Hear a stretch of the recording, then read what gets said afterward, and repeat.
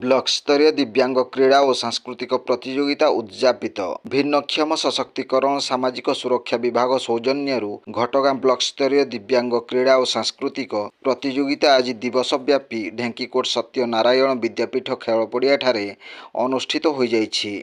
पूर्वाह्न एही प्रतियोगिता को मुख्य अतिथि केन्दुझर सांसद अनंत नायक उद्घाटन करथिले।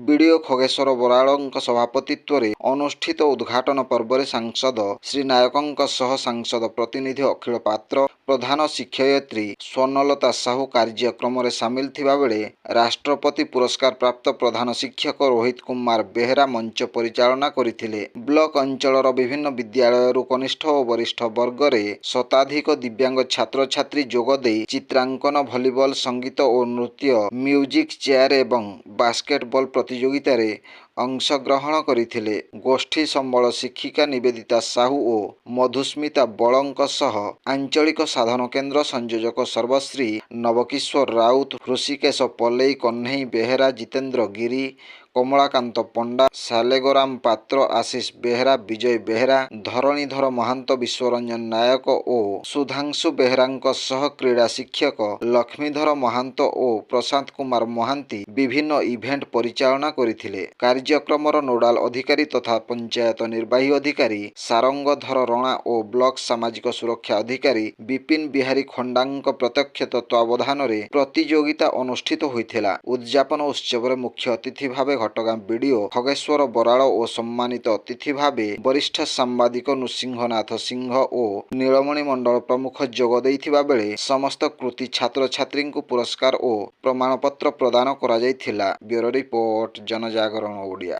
वीडियो गुड़िक आपण मानकु भल लागुथिला आम चैनल को सब्सक्राइब करने सह लाइक शेयर करने को भूलंतु नहीं।